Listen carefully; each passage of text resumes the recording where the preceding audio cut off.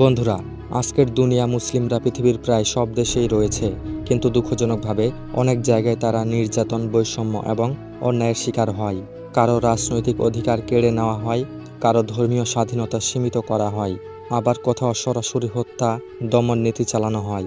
প্রশ্ন হচ্ছে, কেন মুসলিমরা এভাবে সর্বত্র নিপীড়িত হয়? এর উত্তর খুঁজতে গেলে আমাদের ইতিহাস, রাজনৈতিক, বিশ্বশক্তির ভারসাম্য এবং মুসলমানদের নিজেদের অবস্থা সবকিছুর দিকেই তাকাতে হবে। মুসলিমরা পৃথিবীর দ্বিতীয় বৃহত্তম ধর্মীয় জনগোষ্ঠী। প্রায় সব দেশেই তাদের উপস্থিত রয়েছে, কিন্তু বিভিন্ন অঞ্চলে তারা নানা ধরনের সমস্যায় জর্জরিত, যেমন রাজনৈতিক দমন, সংস্কৃতি বৈষম্য, অর্থনৈতিক বৈষম্য। কোথাও সরাসরি গণহত্যা, কোথাও আবার লুকোনো বঞ্চনা। ফিলিস্তিনি মুসলিম নির্যাতনের অন্যতম বড় উদাহরণ।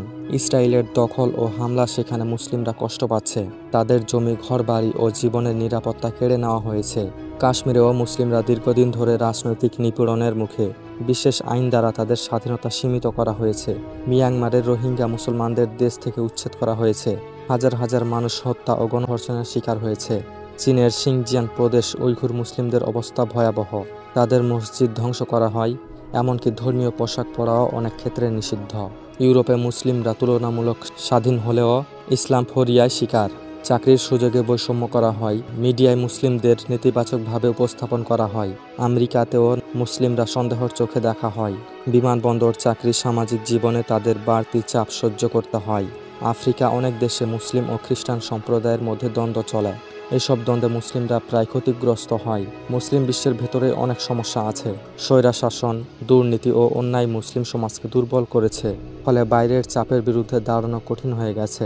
মুসলিম দেশগুলো প্রযুক্তি ও অর্থনীতিতে পিছিয়ে আছে। উন্নত শক্তিধর দেশগুলোর সামনে তারা দুর্বল।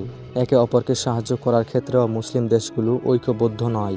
আন্তর্জাতিক রাজনীতিতে মুসলিমদের কণ্ঠস্বর দুর্বল হয়ে আছে। মিডিয়াতেও মুসলিমদের ভাবমূর্তি ক্ষুণ্ণ করা হয়। তাদের সবসময় সন্ত্রাসবাদের সাথে যুক্ত করা হয়।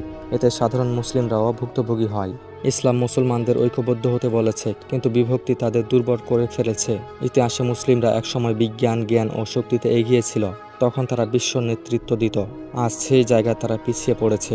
মুসলিমদের উপর নির্যাতন এক অর্থে সৃষ্টিকর্তার পরীক্ষা। তাদের গ্রন্থে বলা হয়েছে, কষ্ট দিয়ে আল্লাহ মুমিনদের পরীক্ষা করেন।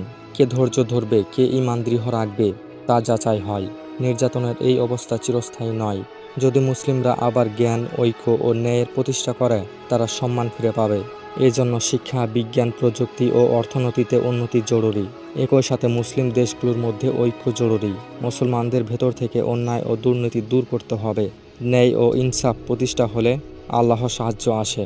তো বন্ধুরা, ভিডিওটি ভালো লাগলে লাইক করবেন, চ্যানেলটি সাবস্ক্রাইব করে পাশেই থাকবেন। ধন্যবাদ।